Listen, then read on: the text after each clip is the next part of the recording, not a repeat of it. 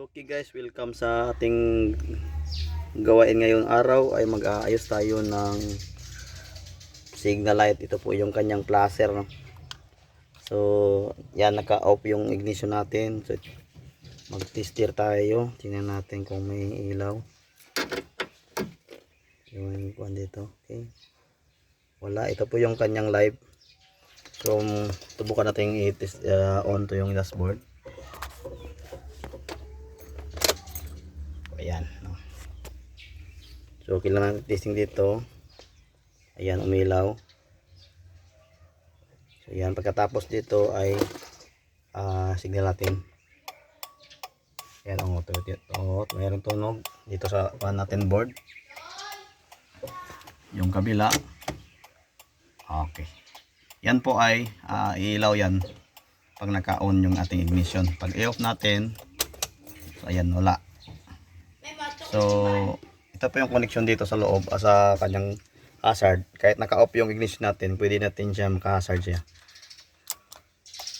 Ayan, naran yung dashboard. Okay. So bakit gaya pan po siya hazard kahit wala po tayo naka-ignition. Pakita ko lang sa inyo kung saan po tayo yung connection dito. Yung kulay po dito ng supply dito kahit naka-off yung ignition ay ang green. Ito yung green. So napaka ng tester natin.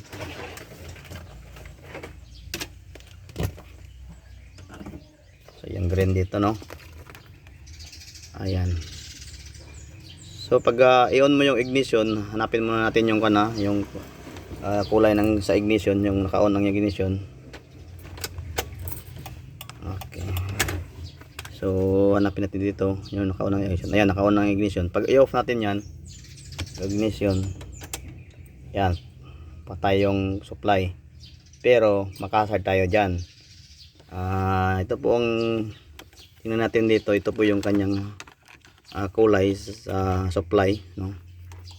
Ito po yung sa ignition natin, connect, at ito din yung sa live, steady live kahit i-off yung ignition.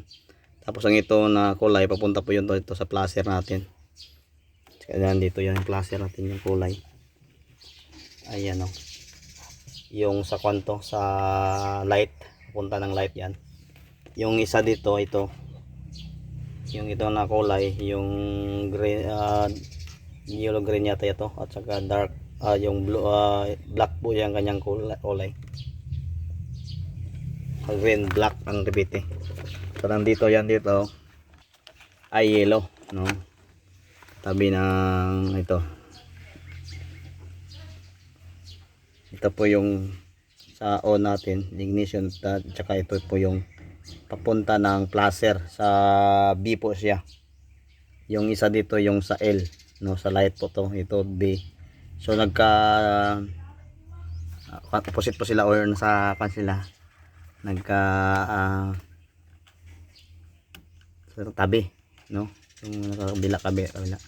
And then ito yung ground, no, yung iba dito papunta yang ng natin, yung signal light, yung mga doon papunta ng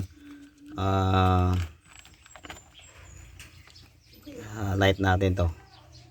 So subukan natin yung signal light, on natin. So signal natin yan. So ayan, oh, sa left side yan, sa right side. Yung sa left side natin, ito. So ito sa park light po to, wala. Park light po to, ito sa signal light natin, sa light na talaga to. Yung dalawang ito nakadikit, yung ang tawag nito, tabi, wala, nakatabi. Yung dalawang nagkatabi dito, yung dalawa dito nakatabi, yan po yung ating yung sa signal light, napunta ng light natin yung dalawa dito, no? So ulitin ko lang para klaruhin natin. Okay. Parang